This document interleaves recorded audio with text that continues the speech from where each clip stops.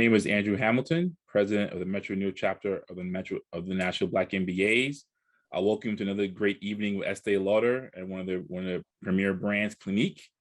Look forward to a robust discussion about the importance of diversity and inclusion when you're including your customers, growing your base, but more importantly, providing best-in-class service and best-in-class products to your consumer. This is going to be our third installment. I know there's 25 brands for Estee Lauder, so we're definitely on a journey to get to know the brand, get to know Estee Lauder a little bit better. But more importantly, it's a journey for us to learn and grow together. And I hope this presentation does the same. I'd like to introduce Nicole Huggins and John Miller from Clinique. Thank you. Thank you, Andrew. Before we go ahead, Nicole, why don't we introduce ourselves to the nice people, and then we'll go ahead with our presentation. Ladies first. Good evening, everyone. I am Nicole Huggins, Executive Director of Makeup Product Development for Clinique, and I'm very happy to spend some time with you here today. And I'm John Miller. I am the Director of Global Omnichannel Education with the focus on digital innovation and artistry. Go figure, it's on my business card, whatever. That's my title. We're excited to be here and share with you guys what Clinique is all about, what we think, how we came to be, and then share a little bit of information and insight on how a product comes to market, how considerations of one of our oldest credos is that Clinique is for all skins, how that comes into play, both in the context of skincare and when we go into color product development. So without further ado, I'm going to go ahead and share my screen, and we've got a quick presentation here for you. I'm hoping I do this correctly.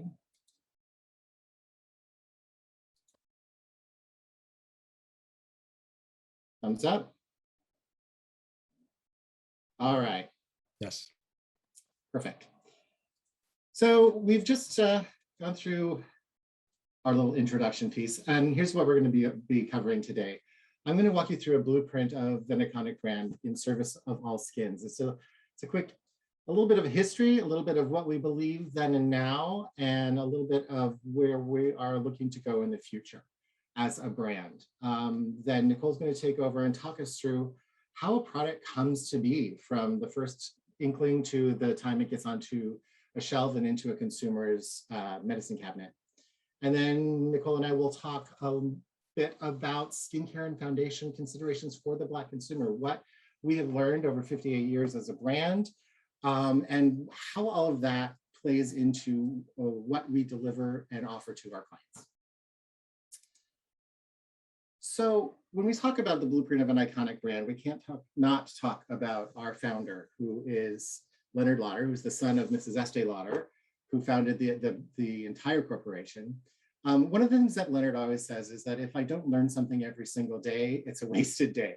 And as an educator and an instructional designer, I really, really play into that. It really it's singing off my song sheet. But also it's something that as a brand, we have taken to heart. We're a brand that learns. We're a brand that learns from our successes and our mistakes. And hopefully we come through them on the other side, a better place to work and a better place to buy your products.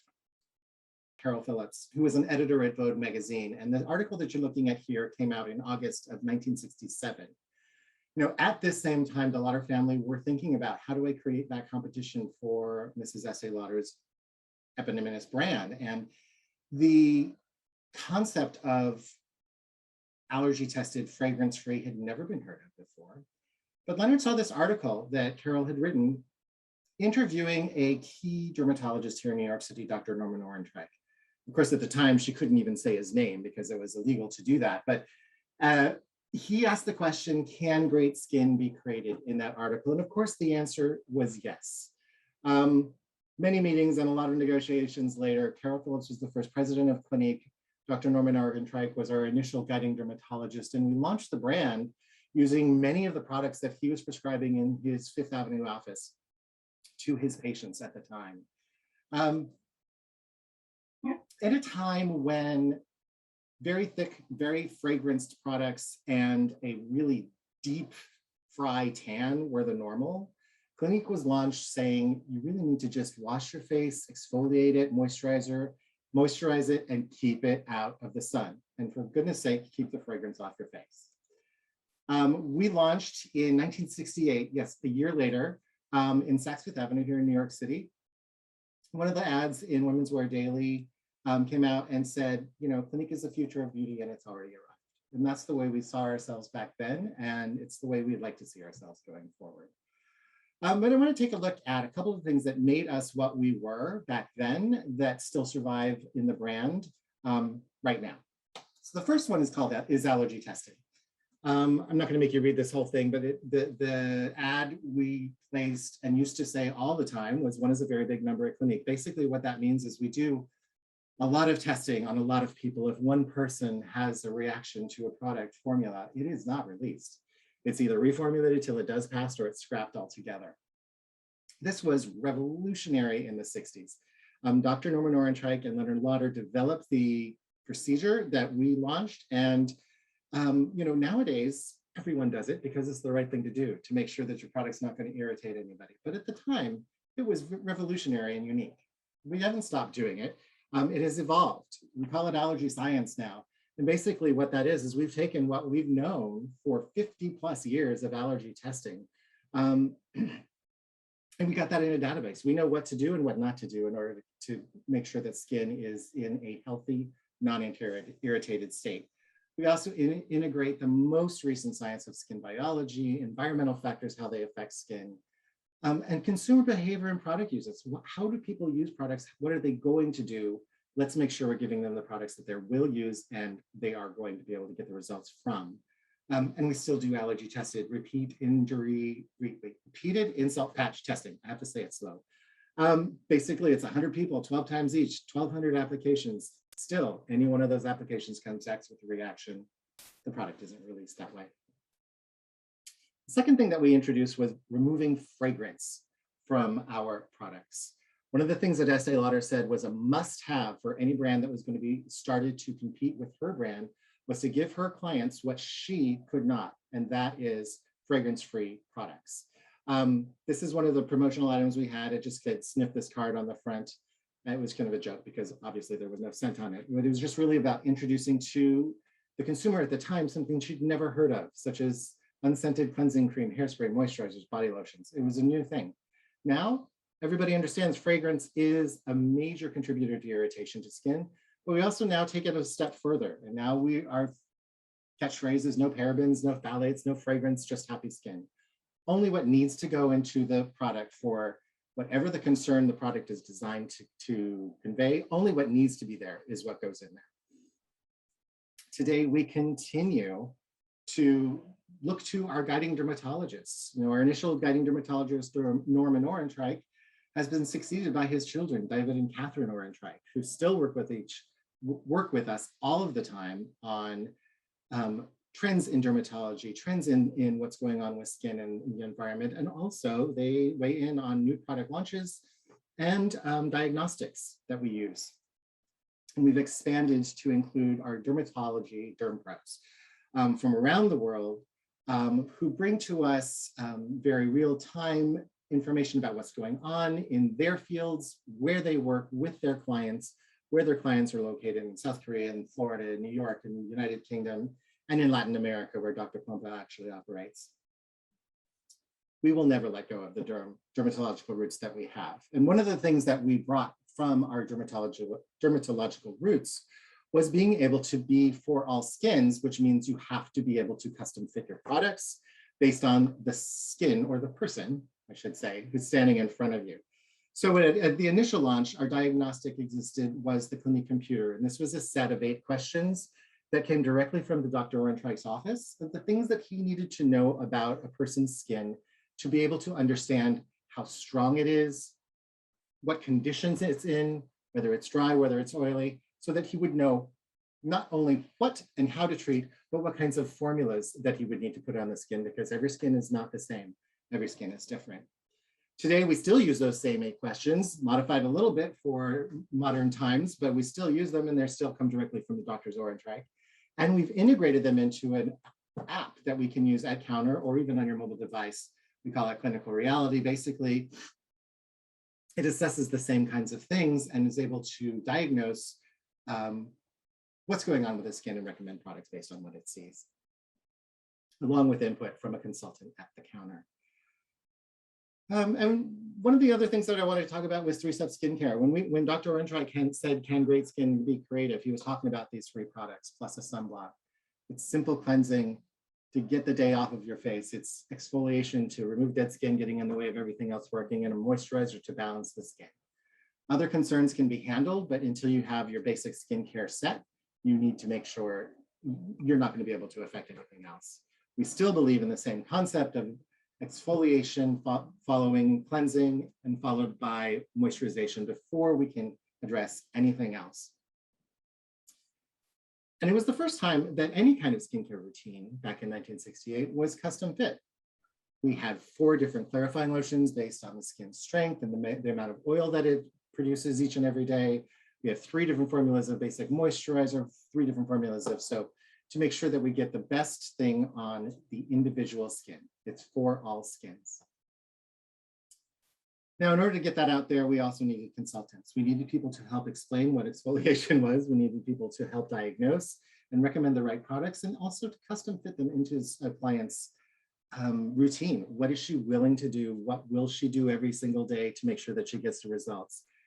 Clinique education and Clinique consultants are one of our major points of difference. It's not just because I'm in the education department or that I was a consultant. Hey, I might be biased, but anyway, I think it's true still. It's about making sure that we have somebody there to be an advocate for the client, to ensure that they bring their personal experience and their expertise to bear when they are dealing with a client at the counter.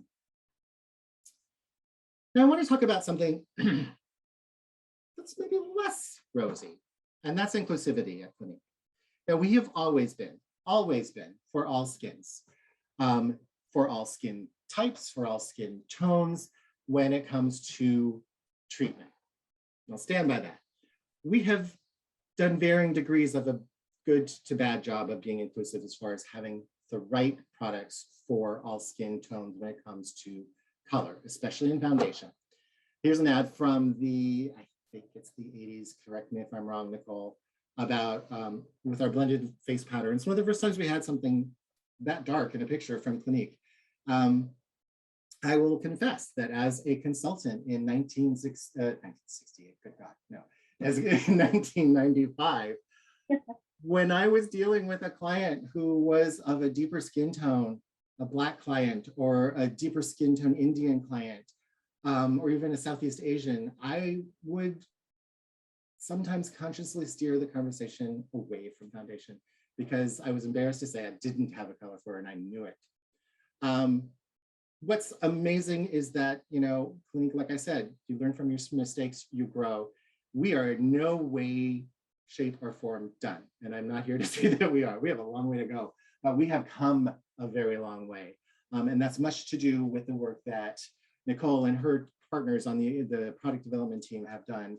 But I'm very proud to say that we now have one of the broadest shade ranges when it comes to skin tone products, being foundation, powder, concealer, of any other brand in the Estee Lauder Corporation, and frankly, most brands out there. We've a shade range of 56 shades that cover most skin tones, and I'm never going to say all because, as Nicole likes to say, there's a new skin tone born every day.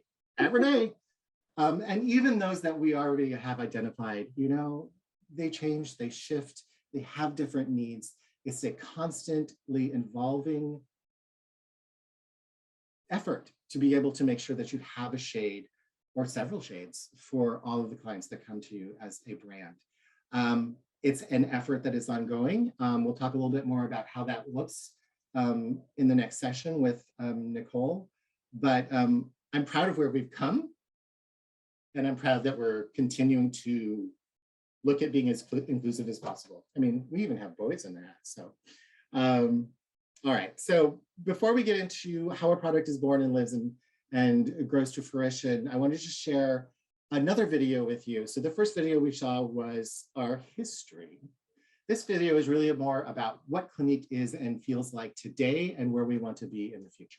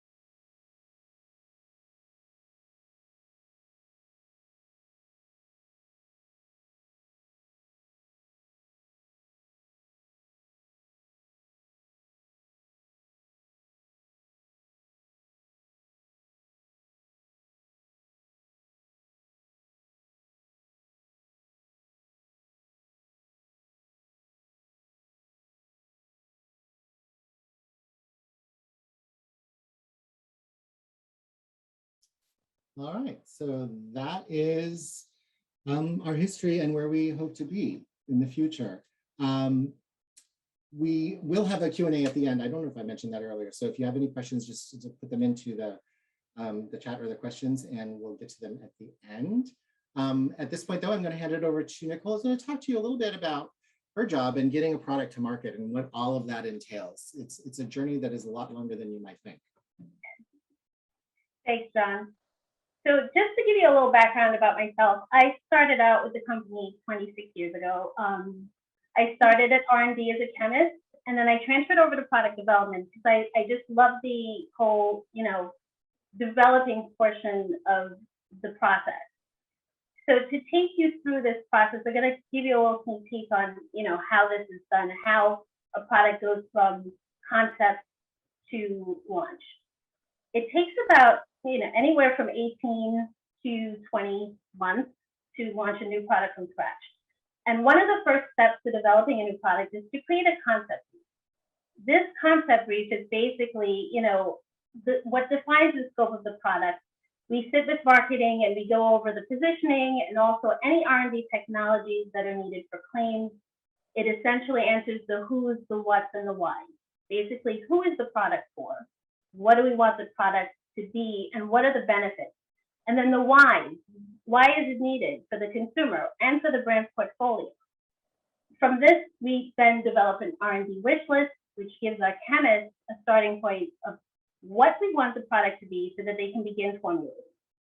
It defines the product benefits, is it with or without SPF, what the finish and texture would be like, how many shades we're going to capture. If it's a foundation, obviously we want it to be something that's very broad, but then when you think about color, lipstick or blush, it can be a little bit smaller of a range. When we then move on to the R&D development, this is kind of where the art and the science combine. This is where we hone in on the vision of the concept. We've developed the actual tangible product. So it goes from words to actual submissions. You start to get, formulations from the lab. And the goal is that when you use the product, it should take you back to what you described as the product concept. So, you want to make sure that you stick to that concept because you really are targeting a specific person when you're developing a product and a formula, especially a foundation, especially to consider skin typing, textures. Is it lightweight? Is it full coverage? Things like that are very important as you're building it. At the same time, we're developing a package in parallel, with the formula development because we have to make sure that the product that we're developing can be dispensed out of the package properly. And also, aesthetically, there's a beauty when you're applying your makeup that you want to make sure that, the package isn't clunky or difficult to use. It all has to be seamless. Once we get to this point, then we get to formula approval. And this is, a really key part because once we get to a formula that we like, this is what we then use and it becomes our, our benchmark. So every time we make this product in the lab, it has to feel like that benchmark, that standard. So we call it a lab standard for a reason. Then we get to, something that's really, really important for the brand, and that's basically all of our formula testing. This takes a very long time. And as John mentioned, if we have just one irritation or one, a little bit of noise in testing, we have to start over. We cannot launch this product. So the development, and our chemists are really amazing because they're so specific to the brand. They know this brand so well that they pretty much know how to build a Clinique formula. And I have to say, like working in Clinique, it's really, really difficult. You have to be very, very specific. And like John said, there's no fragrances, even natural ingredients that are in formulations. They have a smell. So something like chamomile that has a smell, we can't use it because we're fragrance free. So just a little side note on that, because it's really important to understand that just because something is natural and it has a fragrance, it can be an irritant. So we make sure that we don't use it. So with our formula testing, there's stability testing, which is really done by R&D. And this basically ensures that the product remains the same throughout its shelf life. and through consumer usage. So it has to stay the way that it was built from start to finish. Then there's clinical testing. This ensures that all of our claims are substantiated. So for instance, if you're going to say that a product is an 8-hour oil controlling formula, it means that the product has been tested for sebum or surface oils beyond 8 hours. It can only claim 8 hours if it passes that 8-hour mark. You cannot have an 8-hour claim if you're 7.5 hours. It has to be 8. So then we move on to safety testing. This is probably the most important portion of testing for the brand, and actually for the consumer as well, for you. It's what we do at Clinique. It's what we're very, very specific on. And at Clinique, all of our products are developed free from parabens, phthalates, and fragrance. They're thoroughly vetted through a full suite of testing: allergy testing, ophthalmologist testing, dermatologist testing, and in-use testing to ensure skin safety. Just as John mentioned, the RIPP, repeat interval patch test, it's a very critical test for the brand. And, once we get past that, we know that we have a stellar product. We know that we can move forward. And at that point, that's when we really start to bring in the artistic aspect of it. That's when we have the science and the art that combine. So we can really start to work on the shade range because now we have a finalized product. So something that I'm very proud of is the work that the brand has started over a decade ago. And as John mentioned, we acknowledge that we had a lot of work to do back then. And we realized that people of color were very, very loyal to skincare, but when it came to makeup, we weren't addressing their needs as far as the shade selection. And at that moment, we decided to put in the work.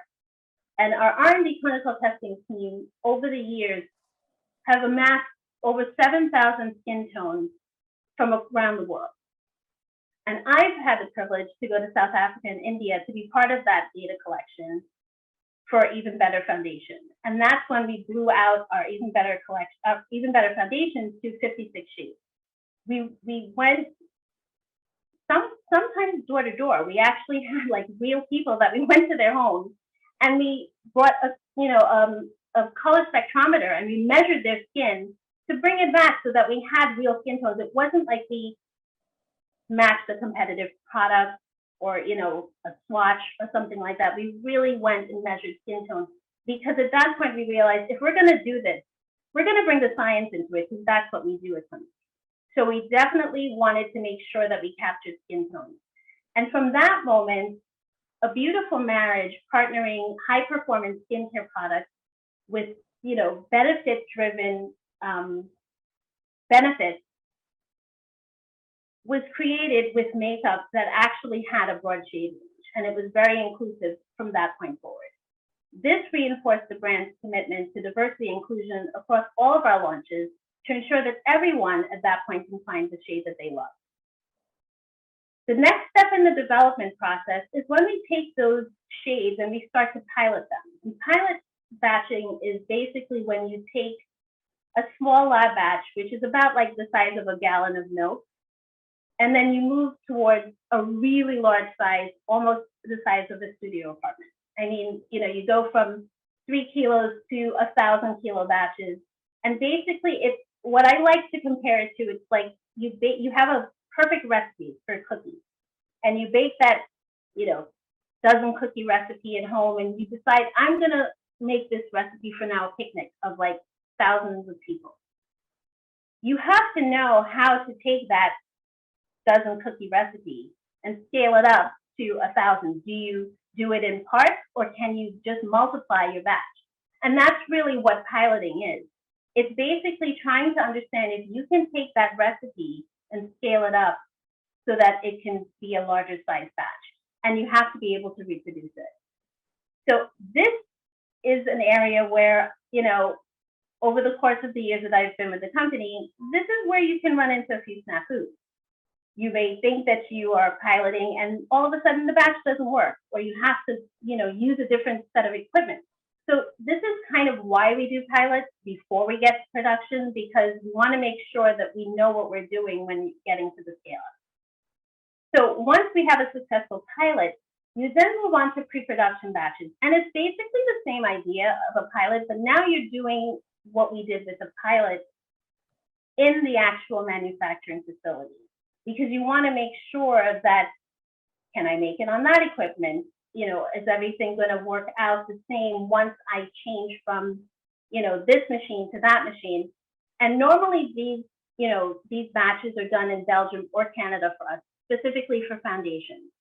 So, you know, I've gone to Belgium and Canada quite often because this is where we always tend to work on our foundations. So I have a lot of, you know, miles basically to these countries. And it's interesting because, you know, again, you can have a pilot that you've done at the lab, but then you get to pre-production. And because the equipment changes or they use a different mode of heating, there are tweaks that you have to work out. So this is why I say too that the process takes quite a long time, because we want to make sure that we're not just jumping from one thing to the next.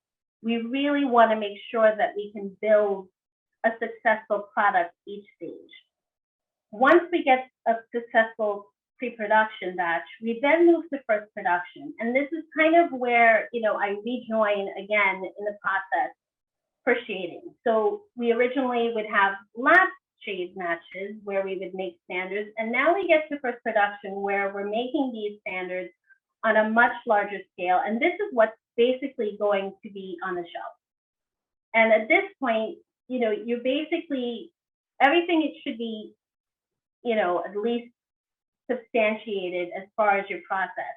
And once we're completed, we go through fill trials because we want to make sure that our product can be filled on the machinery that we're filling on, and that that performance is also, you know, aesthetically to the right standard.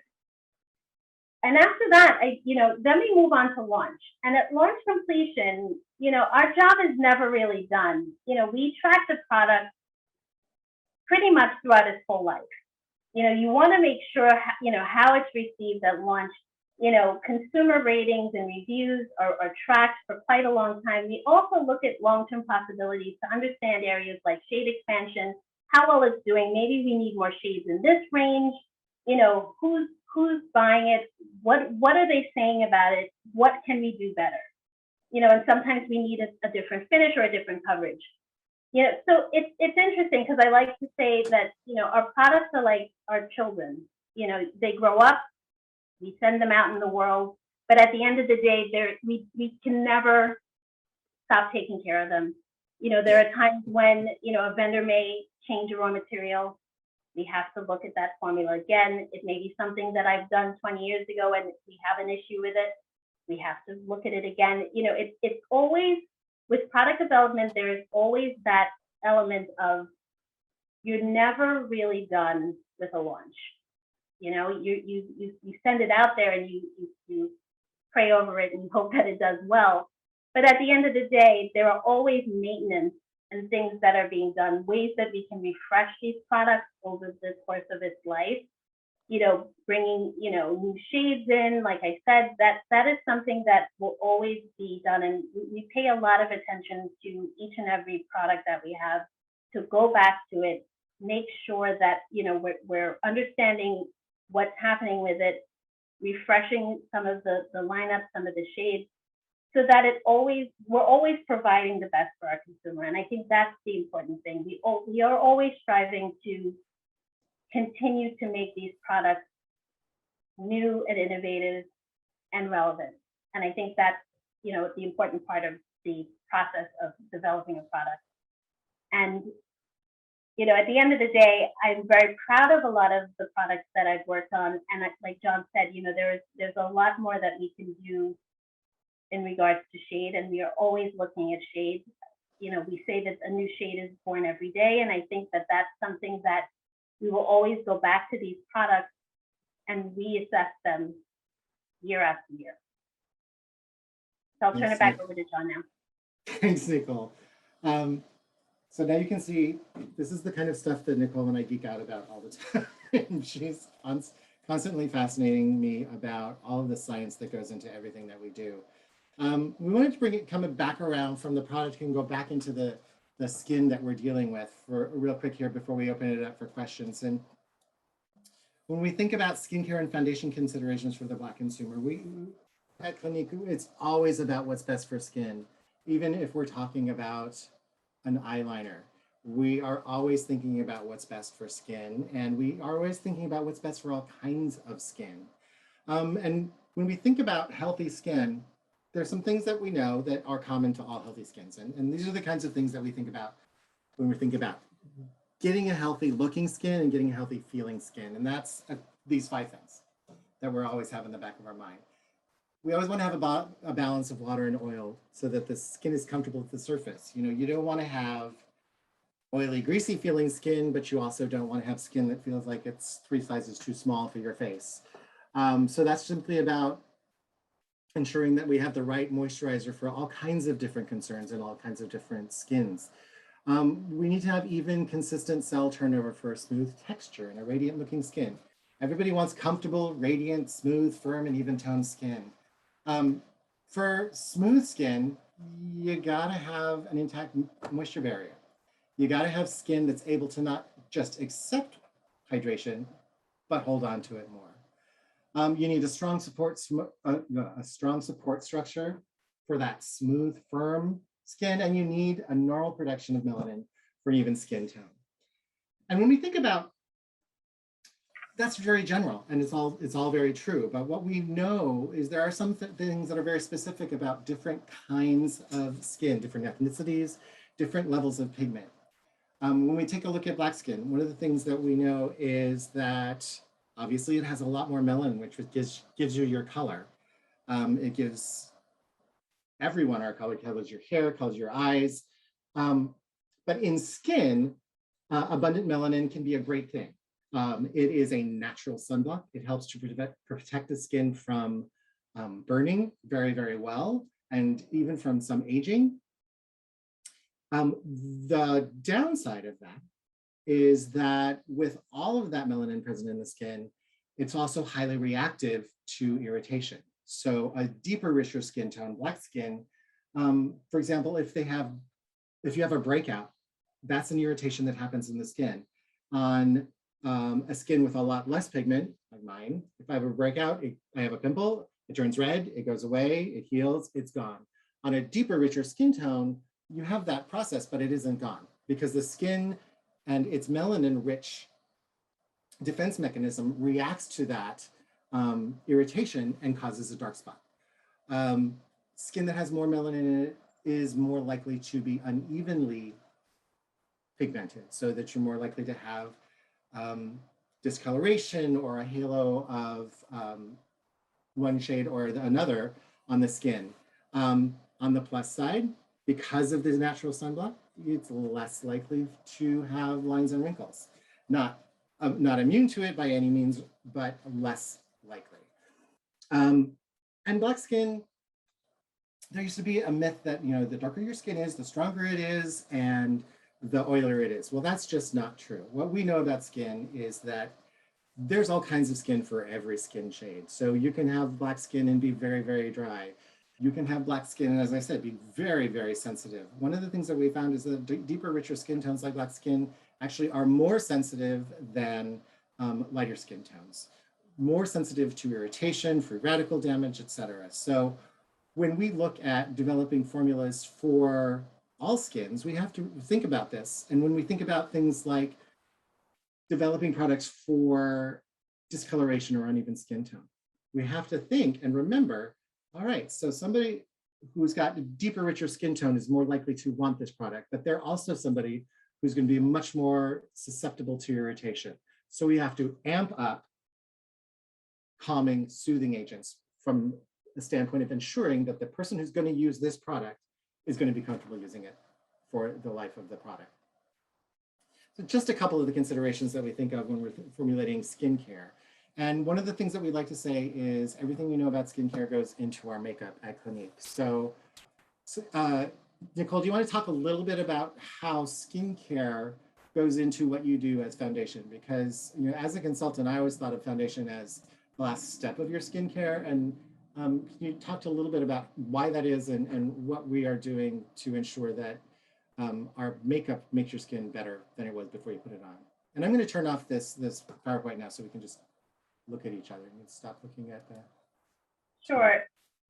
So, like John said, one of the things that we definitely like to, instill in our foundation, especially, as of late, we've taken a lot of the information that we know of skincare, a lot of what we understand about skin, and we've used a lot of it in our makeup formulation. We're not trying to be the same level of efficacy as a skincare product, by no means, but at the end of the day, we do know that there is an interesting way to marry your skincare regimen and then a similar type of foundation. So we take a lot of the actives and a lot of the benefits that are in skincare products, and we add it to our foundation, because it's important that as you're wearing your foundation, we don't want you to just cover up your concerns. We want to address those concerns in both skincare and foundation. So, like John mentioned, with hyperpigmentation, one of our greatest launches, to date was Even Better Makeup. That was an interesting product when we launched it, because it took a lot of what the skincare equivalent of Even Better was, and it took the ingredients in that and added it to your makeup, so that as you're wearing it, at some point you can have a no makeup day.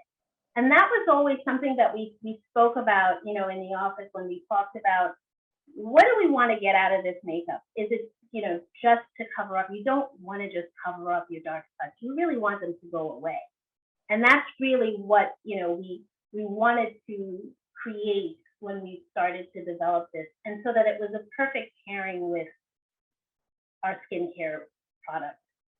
So now that we've been moving forward, like our acne products, we don't just have, something that's great to cover up your acne. It has activity in it. We want to make sure that we add these ingredients that actually help to benefit your skin concerns, so that we're addressing it in both skincare and foundation. And it's specific. It's very specific what we put in for the concerns. For example, an Even Better foundation, yes, it does help your skin look better than it did before you put it on, but it also helps in another way, and that is we couldn't possibly do an even better foundation for skin with discoloration issues without SPF in it. Right. Because you have to protect your skin. So that's the other thing, is like making sure that our foundations, A, don't do any harm, B, actually make your skin better, but it also help to protect your skin going forward from any kind of irritation or damage from the sun. Yeah, and I want to speak on SPF too, because for people of color, for a long time it was said that we don't need SPF. You absolutely do need SPF. It's very important, because there are irritations that happen, from sun damage. It also helps, minimize the dark spots and the discoloration that you're seeing, because you're protecting your skin with an SPF. So as you're trying to heal your skin, using these skincare products, adding an SPF to the regimen actually assists in that process. So it's really important that you have SPF, whether it's in your foundation or your skincare or both, but it is important to have SPF in your product. So that are the considerations that we have when we think about developing products for our clients, as we call them. We don't think of them as customers, we think of them as clients. And a little bit about our brand as our history and what we think and what we believe. At this point, I'm looking, I don't see any questions yet in the Q&A feature or in the chat, but if anybody has any questions, go ahead and put those in there, and Nicole and I will try to answer them. Hi, it's Andrew, John. One question we got was, for people with sensitive skin, what products you recommend? And also, my personal question, did you find any skin trends during the pandemic with the use of the constant wearing a mask, and just want to see if there was any caveats in your routine? Sure. Nicole, do you want to do masks and I'll do sensitivity, or okay? Yeah, definitely. I mean, one of the things that we've heard about, it's termed maskne now. Wearing a mask and just the inclusivity, the closeness to your skin, the humidity from breathing. That's something that we've seen and heard a lot about, and some people are getting like breakouts because of it. And that leads us back to 3-step and having the right skincare regimen, and clarifying the skin, because I think it's even more important now in this age that we're in, wearing masks and just being very conscious about it's basically, you're putting a film over your skin, so it's maybe not allowing your skin to breathe as much. So it's really important after you come in that you cleanse your skin, and that you exfoliate, and that you clarify, so that you can release a lot of the sebum from the pores. One of the things that we also, when we develop our foundations, it's really important for us to get a sweat and humidity claim. And it's something that we work on, especially for oilier skin, but I think in general, it's just becoming so important with foundations. And it's a very specific test where, women are basically in a chamber, and they make sure that the product is, it holds up to a certain humidity level, so that it wears on the skin and you're still getting that breathability. So it is something that we have seen, but it's something that we've formulated for quite some time prior to mask wearing. Right. It's just something that I think, is exacerbated now, but I think the use of, the 3-step plus a foundation that's really good for sweat and humidity is an important thing to add to the regimen. Absolutely.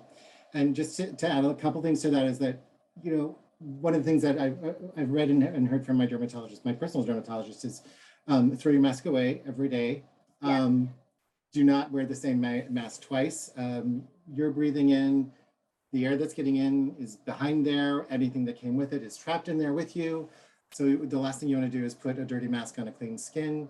But other than that, it really is, like Nicole said, it's about taking care of your skin each and every day. And I must confess to some, working from home now for a long time, there are days where I don't do my skincare because I'm lazy.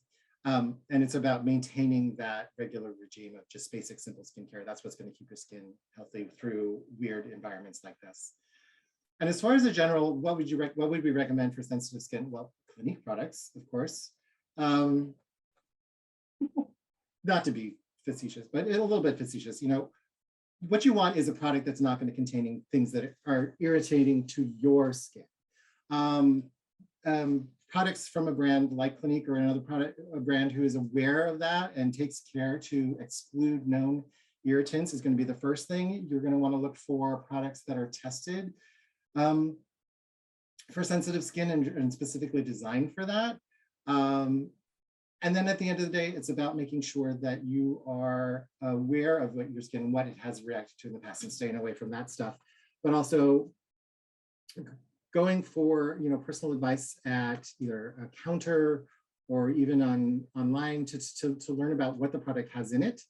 Nowadays, we are so lucky, all of the ingredients of every product are listed on every single product page. So if there's something specific that's a problem for you, you know where to look for it. But you also can be very safe in knowing that a brand like Clinique is always looking for ensuring that our products can go on any skin. If there is any kind of product that has anything that would be, again, counter to sensitive skin, we make sure that the usage is very specific and clear for a smaller subset of people. I hope that answers your question. Yeah. Yep. We got some questions coming in. So from Tony, he said, can you speak about the changing skincare routines for seasons, especially moisturizers? And is something we should do? Yeah, there's all kinds of rules when it comes to skincare that you hear all the time. Oh, it's winter, you should have more moisture. Only if you're drier. We do recommend that you take a look at your skin and a real clear look at your skin when the seasons do change, because as a general rule, when it is warmer, you tend to not be as dry, simply because there's more humidity in the air, your skin is less likely to lose irritation, you're more likely to be outside versus inside in a heated environment, which can dry your skin out. So yes, you should always look at your skincare on a seasonal basis. And one thing that I always ask my client, if they ask me the question, should I change my moisture? I'm like, do you feel drier right now? And if the answer is yes, then yeah, absolutely, we should boost your moisture, whether it's using a little bit more of what you have or using something that's a little bit more emollient, a little bit more hydrating for that time of year that you're facing. But yeah, you should always just kind of reassess your skin at least every 6 months to see what's going on. Okay. Our next question is from Ms. Jacqueline Fenton. Since the pandemic, the lower half of my face is lighter. Would you recommend to even out the appearance for sensitive skin? Couple things, Jacqueline. I'm gonna make sure that you're wearing sunblock on the rest of your face, because that's probably part of the issue is you're blocking sun from this part of your face. And you don't have to be at the beach to get UV exposure. Like my dermatologist likes to say, if you can see yourself in the mirror, you're getting UV exposure. So if you're sensitive to it, definitely wear a sunblock, especially, even if you're sitting inside, it's good to have something with a sunblock on your face to protect from that. Because even though it may not be burning or that sort of thing, without the exposure in this part, you're more likely to have 2 different shades. As far as equalizing that, first of all, it's, protect the skin so it's calm, so it's comfortable. We do have products that are specifically for uneven skin tone in our Even Better line. So if wearing sunblock for a while doesn't equalize it, then it's probably a good time to then investigate something that's a little bit more active to help regulate the melanin production across the skin. And it also helps to boost the exfoliation so that the skin that has become darker will exfoliate at a very healthy, natural rate, and then you can get back to more of an equal state. But the entire time that you're trying to get your skin equalized, you must protect it from SPF. No, don't protect it from SPF. Protect it from sun exposure. Sorry. Cool. The next question, thanks, Jacqueline. Next question is, how do you foresee tech being utilized in product development down the line in consumers, homes, retail, space, online, and etc.? Wow, it's loaded. Yeah. Do you want to start with product development? Yeah, I'll take this one. We are actually in the process of doing a lot of this now. I mean, finding your shade online, people aren't going to the stores as much anymore, but they're still shopping, so there's a lot of, apps that help you to find your right foundation, to help you try on lipsticks and eyeshadow and things like that. And, we are moving in that direction because we see that that's the direction that the client really wants. They want to have options. They want to be able to, maybe not play in store with shade, but they want to play with shade. And I think, with a lot of the technology that we have, we are seeing that it's becoming very important for people to be able to see what they look like in a specific shade. And sometimes it's a little bit easier to do it at home, because you may not try on a green in store or bright pink or a bright red in store, but you might want to do that at home. So there are a lot of, things that we're doing now with trying on shades so that you can have that ability to play, and maybe that's a little bit safer. So we have seen it, and we definitely are looking at blowing this out for the brand even further. So we are using a lot of it now. Yeah, and it's not just color. We also are looking at it for skincare. I mentioned in our history bit there, where we have what we call clinical reality, which actually takes a very, very detailed picture of the skin and analyzes it for concerns that range from dark spots and discoloration to fatigue to lines and wrinkles. And we're even getting to a place where we are able to very very accurately not only assess what's going on with your skin, but then also help you to understand what the product promise is going to look like on your skin. So we can help you visualize, you buy a product that says 24% reduction in lines and wrinkles. What does that mean? What does that look like? Well, now we can show you so that you can say, this is what I should be expecting. And then it helps so much for clients who, A, want to see what it's going to look like, B, to have very accurate and reality-based expectations. 24% is 24%. It's a huge reduction from a clinical standpoint, but you need to know what it's going to look like so you know what to expect as you're using the product. So more and more that will be coming in. There's a lot of augmented reality that people are looking at, apps for home, apps for in the store. None of this replaces the consultant at the counter, but it is an extra tool for those consultants to use when interacting with clients to get the best, not only assessment, but also recommendation and confidence.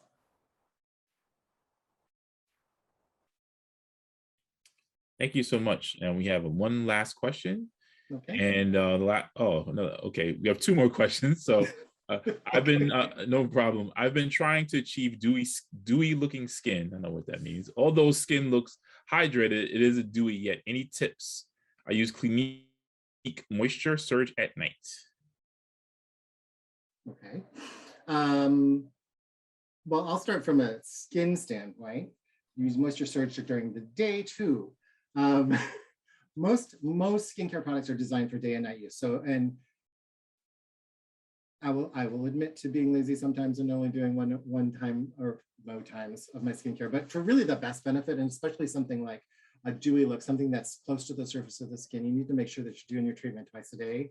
The moisturizer is a huge piece of that because it gives the skin that plump, hydrated look to it. You also want to make sure that the skin's exfoliated. If you've got a buildup of dead skin on the surface of the face, it's never going to look dewy because dead skin just is dull.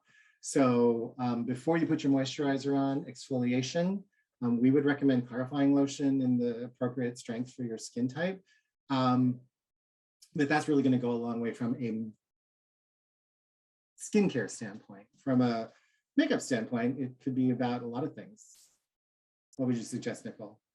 Yeah, I think, even we can use, different highlighters, something that can actually work as you're going through your exfoliation stage with your skincare. So, highlighting in certain areas that, collect light. So usually, it's the forehead and the top of your cheekbones, your nose, like things like that you can enhance the dewiness through makeup.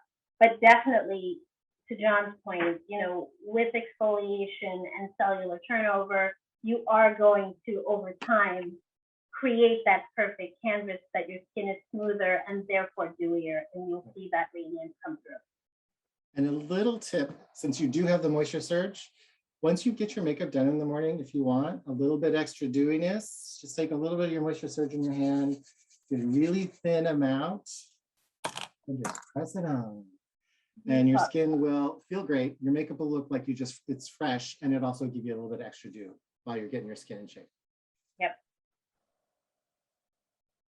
Okay, thank you. You wanted.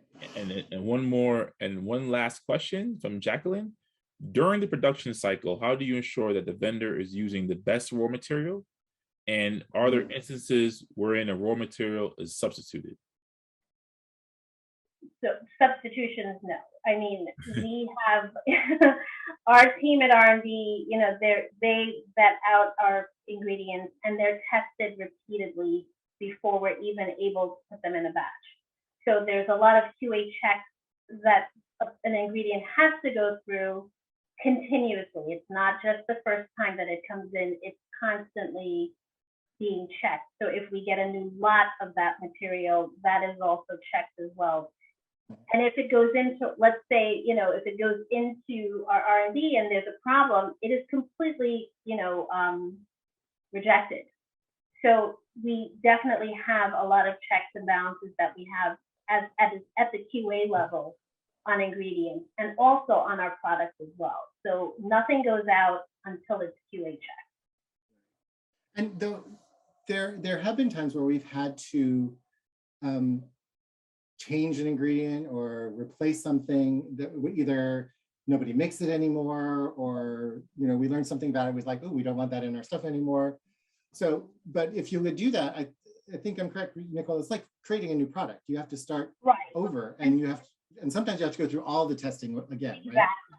And it's usually not because the ingredients, came in, in a unclean way or something like that. It's usually because the vendor, either can't source it anymore or can't supply it. And that's kind of what we were saying before, as far as, we never give up on our children. We're always taking care of them. And if something like that happens, we kind of have to start all over, because it is an ingredient that we're replacing. And when we have to do that, we have to go through the process of all of our testing all over again to make sure that that ingredient, one, works within the formula from a processing and an R&D standpoint and a development standpoint, but also the same level of efficacy as the original standard formula.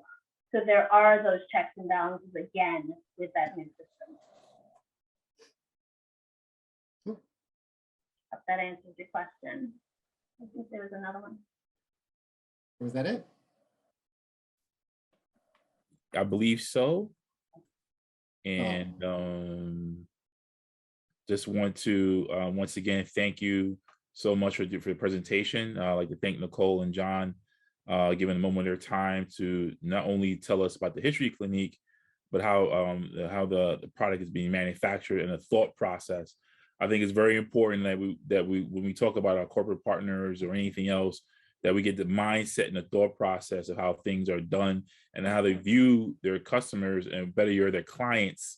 Pick the word of buzzwords I picked up now, that you are a client. So it's a different way of looking and viewing and making sure that they have the best interests at heart.